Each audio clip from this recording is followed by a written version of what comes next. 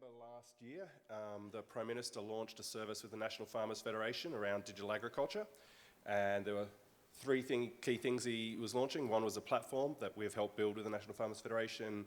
Another one was called Sprout, which is an ag investment thing, and the third one was this digital agriculture service that we've been working with them on. And the principle behind the digital agriculture service, we've also been working with the CSIRO on that as well. So Accenture is a very large IT consulting company from around the globe. So we haven't been playing in the ag space very long, but we've been playing with it, playing in that space in the US and parts of Europe, and we've brought it to Australia with the National Farmers Federation. And we've been leveraging the CSIRO research to help us do that, and working with the CSIRO directly, and they've been helping us out with the project.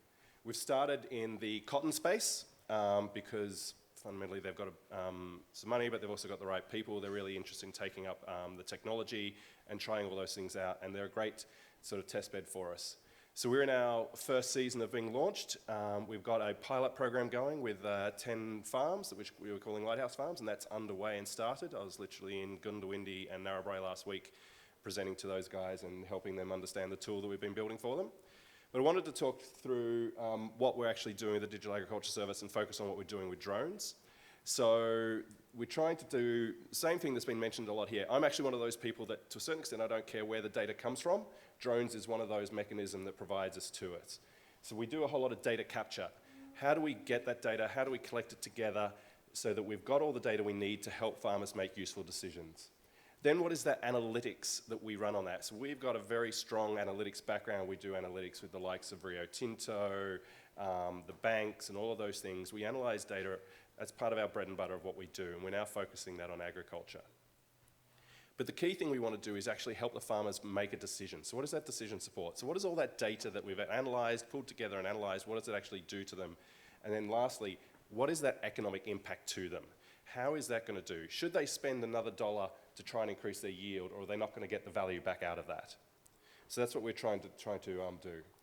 So we've got a whole bunch of what we call use cases or scenarios or sets of functionality that we do that go across the season. As I said, we're focused on cotton initially. We've got crop emergence, which Brad just talked a little bit about. We're doing vegetative growth rate tracking, growth degree days, which are also standard measures in the agricultural space, particularly in cotton. We're doing crop variability inspection from satellites. We're also doing farm data tracking from sensors in the field, and we're also looking at fuel price data as an input cost factor for farmers and how that all feeds in. But I'm going to concentrate on crop emergence, because that's the real drone one. So what's the problem we're trying to solve? So a farmer at the start of the season, they plant their cotton crop, stick it in the ground. 10 to 15 days later, they've got to work out, has the crop come up enough, and do they replant? How much does it cost to replant? All of these things come into an equation that they've got to work through to decide whether they do that replanting or not. So there's a challenge, hard to see on that image there, but in those rows there's little cotton plants, as Brad was saying, that are about this big. How do you actually identify that? Standing at the edge of the field like this, you can't see all the way across the field. So we're suggesting that we can fly drones across there, capturing really high resolution imagery. We're talking 1.4 centimetre pixels, ground space distance, so that's really high resolution, which has got its own challenges, which I'll talk about later. And then analysing that and feeding back to the farmer, you've got some problems in this area, that area is looking good. You probably should re-sow that area because it's going to make you more money than you're going to cost you to re-sow it. Now, the farmers are going to fly some drones or get someone to fly drones. When do they do that? How do they do that? So basically, the days at the top vary greatly depending on where you are. There's farmers in Emerald that have already planted. Their crops come out of the ground in 5 days. You go all the way down south to Hay or Swan Hill in the north of Victoria, and they might be out to the 14 days. So what we're really concerned about is the next line there, I think I've got it, which is the cotton plant width. So what's the actual area on the ground? How big is that plant? Because that's what we need to be able to see. We need about 3 pixels of green to be able to see it with our analysis. So we do that, and obviously the earlier we are, the smaller the plant, the less accuracy we can get, and the bigger the plant, the more accuracy we get as we go along. So that's what we're trying to fly. How do the farmers do this? They engage a service provider. There's been a few talks tonight. B&W Rural do it. There's some drones out the back of service providers that could do this. They could buy their own drone. The Matrice 100, which Brad was just talking about, is a good example of what could work. or they go at their own. Basically what we need, if they can fly the imagery that's geolocated and accurate, pointing straight down in good light at 1.4 centimeters, we don't mind how you capture it, as long as it loads up through drone deploy, because that's the service that we're using for stitching. So we've done a couple of trials of this. The idea came up through working with the CSIRO just at the end of the last cotton season. So we missed seeing plants come out of the ground. So we're like, well, how do we actually prove this? How do we prove the science? We're a global company, so we went, well, we've got people in the US and they're still going to plant their cotton in a few months, so we did some samples in Texas. Cotton coming out of the ground looks fundamentally the same wherever you are. We then do different things to it once it's come out of the ground here than the rest of the world, but at that point there's not much difference. So we did some experiments there, and we actually proved that we can do this, down to that accuracy and do it. So we're commercializing that. So that was the trial we did there. We're starting to do trials here in Australia just to prove that people can get the imagery and we can load it up into the system. This is a photo down in Hay, and as you may know, there's been a lot of rain down there. So this was actually on a clear day, but there's still a lot of water. This is just to prove that we can get the level of accuracy out of the drones here and get it up into our system. There is no plants in the ground yet, so that's why it's just mud. But the biggest challenge we've got, flying a drone and getting 1.4 centimeter pixel accuracy out of that creates a lot of data. 100 hectares, we calculate, is roughly 60 gigabytes of data. We then need to get that off the farm, up into our cloud service, it's been mentioned quite a bit today, where we can then pick it up and analyze it. Now, getting 60 gigabytes of data off farms in Australia is not an easy thing to do.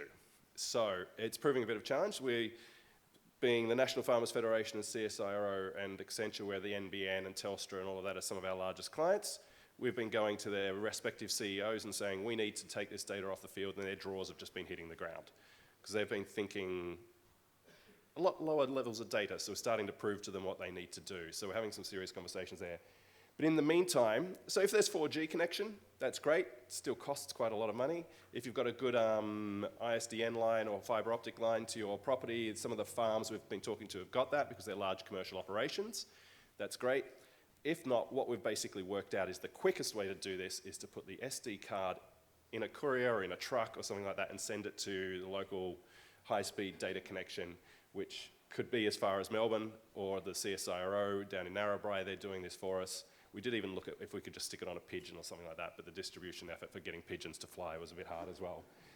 But fundamentally, the pigeon is quicker than the upload speeds in Australia. That's what it turned out to be. So, which is kind of crazy. So it's a problem this year with the Sky Muster satellite that's going out. Their data speeds will be able to support it, but we'll do it.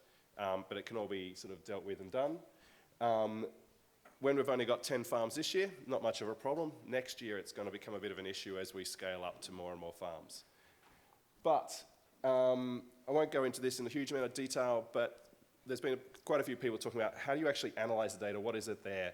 So we pull data from a number of different sources. We've got on-farm field sensors, on-farm drones. We then pull what we call in global data sources like commodity data, satellite imagery, weather forecast data, fuel price data, and we bring that all together into an analytics engine.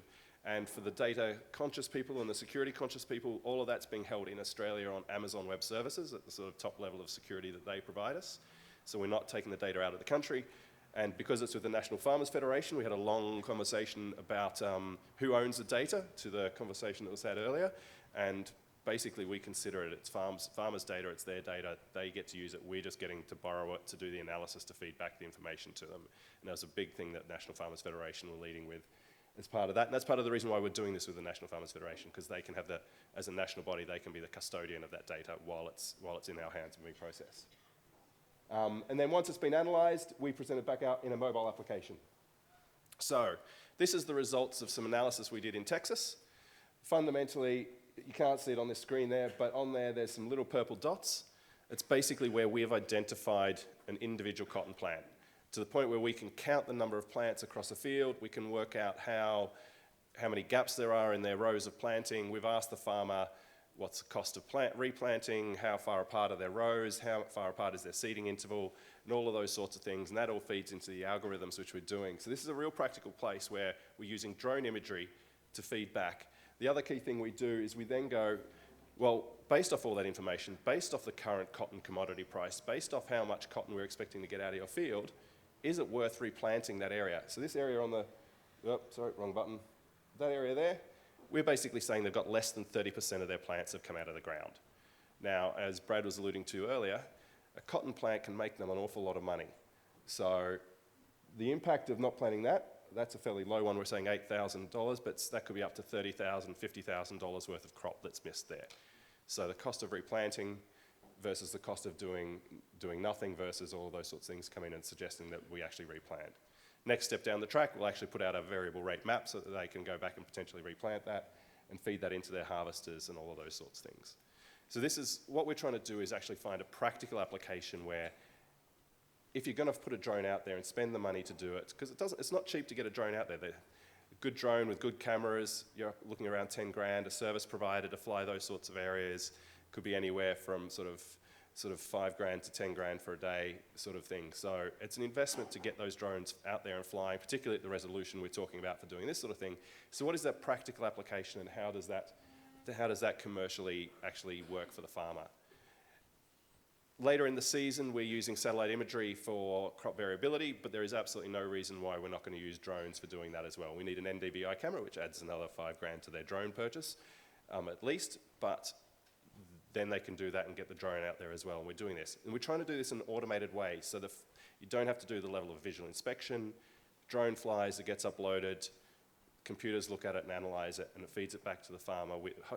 Apart from allowing the pigeons flying around, the results can be back within 24 hours and they can make a decision really quickly on that. So that's what we're targeting to do.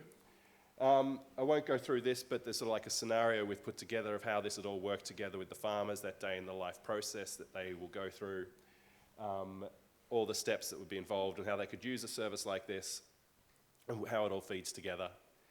But if you do want more information, the portal that I mentioned that we built with the National Farmers Federation is where you'd go to find more information. As all people in the rural space or agriculture space, you should all go and look at this website and register and sign up anyway, farmers.org.au. But if you go farmers.org.au/DAS, Digital Agriculture Service, you'll find out more information around what we're doing.